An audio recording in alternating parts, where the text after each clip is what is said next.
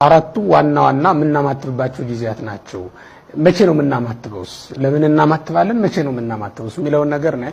ግን መጀመሪያ መቼ ነው ምናማትበው የሚለውን ስንመለከት በቅድሚያ ምናማትበው አንደኛው የምናማትብበት ጊዜ ጸሎት የምንጀምርበትና የምንዘጋበት ጊዜ ሲሆን ነው። እንደዚህ እናማትባለን ማለት ነው።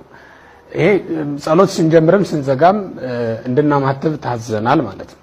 በፍትሐ ነገሥት አንቀጽ 14 ድንጋጌ መሰረት አባቶቻችንም ሐዋርያት በሲኖዶሳቸው በወሰኑት መሰረት እተብ ገጸከ በዘይተልዎ ለመንኮቢያቲከ ለማማተብ የታዘዝነው እተብ ገጸከ በዘይተልዎ ለመንኮቢያቲከ። መንኮቢያት ማለት ይሄ ነው፣ አውራጣት ማለት ነው። ከሱ ቀጥሎ ባለው ጣትህ መስቀል ሰርተህ አማትብ የሚለው ካህናት የሆኑ እንደሆነ በመስቀላቸው ያማትባሉ። እኛ ምእመናን ደግሞ እንዲህ እጃችንን በመስቀል ምልክት ሰርተን እናማትባለን ማለት ነው። እና ጸሎት ስንዘጋና ስንጀምር አማትበን እንጀምራለን። ሁለተኛ ከቤታችን ስንወጣና ስንገባ እንድናማትብ ታዘናል። ከቤት ስንወጣም ስንገባ የሚገጥመንን ነገር አናውቀውምና መንገዳችንን ሁሉ የተባረከ ያደርግልን ዘንድ አማትበን ስመ ሥላሴ ጠርተን መጀመር ይገባናል። በዜና አበው ላይ የተጻፉ አንዳንድ ታሪኮች አሉ ከዚህ ጋር የተያያዘ ማለት ነው። ባጭሩ ነው የምነግራችሁ። መንገድ ሊጀምሩ ሲሉ ሙሴ ጸልም ነኝ ብሎ ነው ሰይጣን እየመራቸው የነበረና እንዳታማትቡ እኔ አማትብላችኋለሁ፣ እኔ ከናንተ በጸጋም በክብርም ስለምሻል እኔ አማትባለሁ፣ እኔ ጸልያለሁ፣ እንዳትጸልዩ እንዳታማትቡ አላቸው ይላል። እና ገደሉን ዥው ያለውን ገደል ባህር አስመስሎ አሳያቸው። መርከብ እዛ ላይ ያለ መሰላቸው በመታት ማለት ነው። ዝም ብላችሁ ግቡ አላቸው። አንደኛው ገብቶ ተሳፈረ። ሁለተኛው ግን ምንስ ቢሆንስ እግዚአብሔር ሳልጠራ የመስቀል ምልክት ሳልሰራ እንዴት ይሆናል አለና ሲያማትብ ያ ምትሃቱ ሁሉ ከፊቱ ጠፋ ማለት ነው።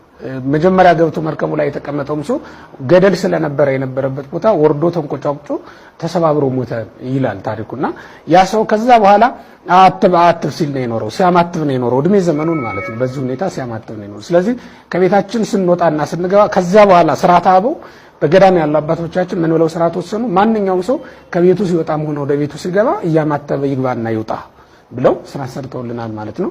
በዚህ መልኩ ልናማትብ የሚገባበት ጊዜ አለ። ሶስተኛ በምንደነግጥበት ጊዜ ነው። የሚያስደነግጥ ጉዳይ ካገጠመን ልናማትብ ይገባል። በዚያው ጠላት ዲያብሎስ አንዳች አስደንጋጭ ጉዳይ ይፈጥርና ላያችን ላይ ሊሳፈርብን ይችላልና መግቢያ በር እንዳያገኝ ስመ ሥላሴን ጠርተን በስመ አብ ወወልድ ወመንፈስ ቅዱስ እናማትባለን ማለት ነው። የአስደንጋጭ ጉዳይ ወይም ደግሞ አስቸጋሪ ጉዳይ ሲገጥመን ልናደርገው ይገባል። ከዜና አበው መካከል አንዱ ምን አድርገዋል? ወደ በዓታቸው ሲገቡ ሰይጣን ዘንዶ መስሎ ተጣጥፎ በዓታቸውን ለመፍቀዳቸው ወጥተው ሲመለሱ ነውና በዓቱን ሞልቶታል። ከዛ አማተቡና ጌታዬ ሆይ ተመስገን መቀመጫ አጣብለህ መቀመጫ መጣልኝ። ሰይጣን እንደሆነ ገብታቸዋልና ላዩ ላይ ሲቀመጡበት ብን ብሎ ጠፍቶ ሄደ ይላልና የትኛውም ጊዜ አስደንጋጭ ጉዳይ ከገጠመን አስቸጋሪ ጉዳይ ከገጠመን ልናማትብ እንዲገባን ታዘናል ማለት ነው።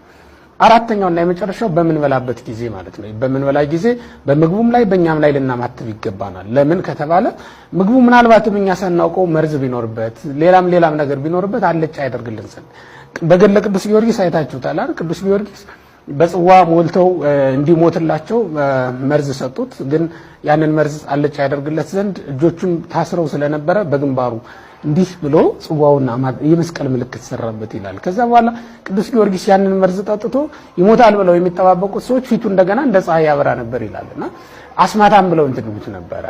ስለዚህ ቅዱስ መስቀል በአሕዛብ ዘንድ እውነት ነው፣ አስማታችን ነው። ይሄ ማለት ስመ እግዚአብሔር ጠርተን መርዙን ሁሉ አልጫ የምናደርግበት ነው። አውሬ እንኳን ቢተፋበት በምግቡ ላይ አናውቅም እኮ እባብ መርዙን ቢጥልበት የምናውቀው ነገር የለምና አማትቦ ስመ እግዚአብሔር ጠርቶ መመገብን ልትለምዱ ይገባችኋል ማለት ነው። የምናማትብባቸው ጊዜያት በዋናነት እነዚህ ናቸው። ሌሎችም ጊዜያት ሊኖሩ ይችላሉ። በዋናነት ግን እነዚህን ልትይዙ ይገባል።